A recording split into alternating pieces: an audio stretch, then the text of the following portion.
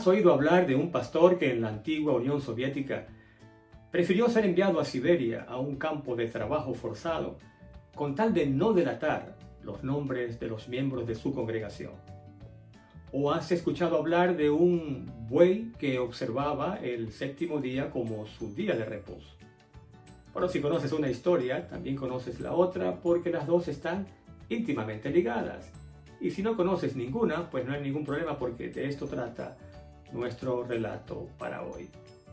En la continuación de la serie, cuéntame esa historia otra vez.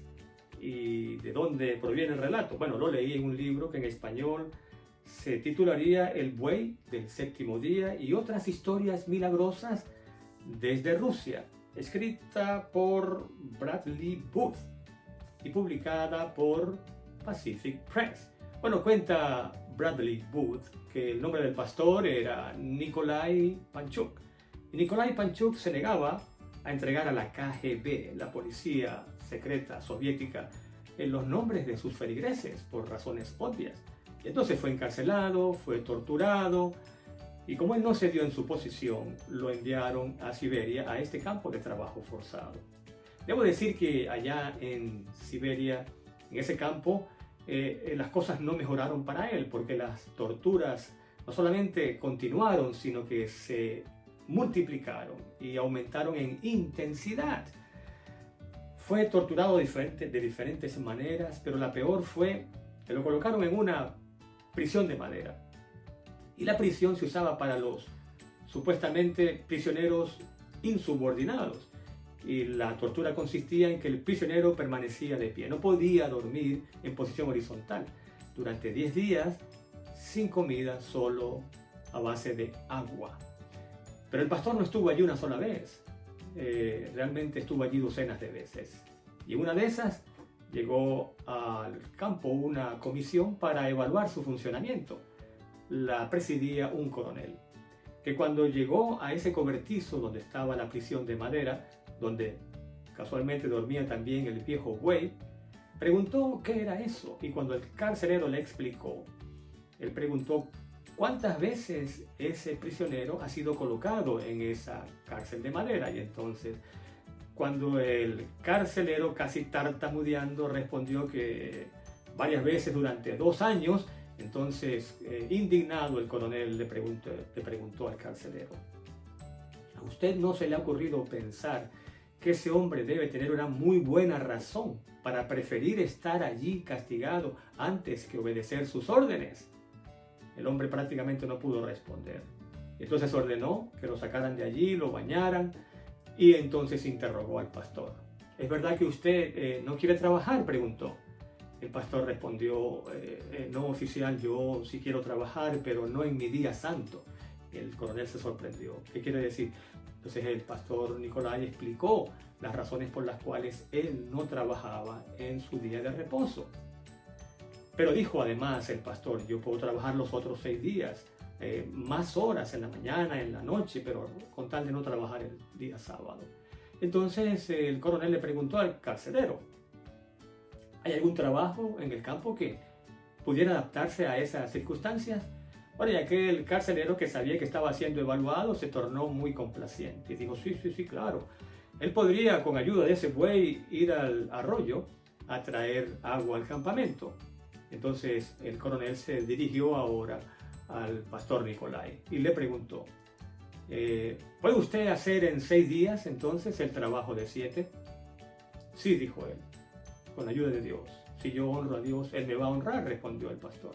Muy bien, pero si usted no cumple con esa cuota de carga de agua, entonces va a tener que trabajar en su 7º día de reposo. Y el pastor dijo: sí, pero Dios me va a ayudar. Entonces, como era un día lunes, la prueba comenzaría al día siguiente, que era martes. En otras palabras, tendría el pastor 4 días para hacer en esos 4 días el trabajo de 5. Sacó su cuenta. Tendría que cargar con ayuda del buey 50 barriles. Esos eran 25 viajes a un arroyo que quedaba a 1 kilómetro de distancia. Cuando llegó el día jueves, en la noche, había logrado llevar 34 barriles. Le faltaban 16, pero solo tenía un día. Y en un día, viendo al buey desplazarse lenta y pesadamente, el pastor se dio cuenta de que no había ninguna manera, ningún chance de que él pudiera cargar 16 barriles más al campamento. Entonces oró a Dios y pidió que Dios hiciera un milagro, pero no un milagro para la gloria de Nicolai Panchú, un milagro para la gloria de su nombre. Bueno, grande fue la sorpresa del pastor cuando llegó al cobertizo y el buey estaba inusualmente alerta, estaba de hecho en sus 4 patas y un brillo extraño en sus ojos y como moviendo las patas deseando correr. Apenas el pastor lo enganchó a la carreta, dice el relato que el buey salió como un bólido disparado y lo único que le quedó al pastor fue correr tras de él. Un viaje, 2, 3 y para el mediodía ya habían dado 5 viajes, en otras palabras. 10 barriles, faltaban 3 viajes, un viaje más y ahora faltaba solo un viaje, pero ya el sol casi que se ponía. Cuando el pastor mira al horizonte a ver cuánto tiempo le quedaba, el buey no esperó la orden, salió disparado y detrás el pastor. Al final lograron, dice el relato, completar los 16 barriles antes de que el sol se ocultara. Y la noticia no pasó desapercibida. En todo ese campamento, los 300 prisioneros y los funcionarios del campo se dieron cuenta de que algo inusual había ocurrido. Ahora, la pregunta que quizás te haces es, ¿pero ocurrió solamente esa semana? ¿Qué en cuanto a las semanas siguientes? Dice Booth que el milagro se repitió semana tras semana durante los siguientes 7 años que el pastor estuvo en el campo y aún después que recibió la boleta de excarcelación. En otras palabras, durante todos esos años Dios tuvo en una bestia de carga un testimonio vivo de su poder, no solamente para crear, sino para hacer las cosas que están más allá incluso de la imaginación humana.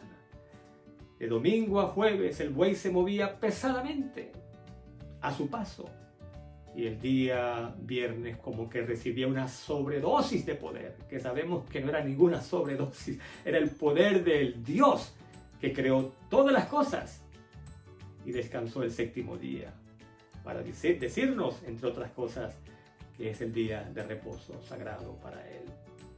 Ahora dime tú, ¿no te parece que esto es verdaderamente maravilloso? Por supuesto que lo es. Solo me resta decirte entonces que cualquiera sea el problema que estés enfrentando, lo enfrentes en el nombre de Dios y con el poder de Dios.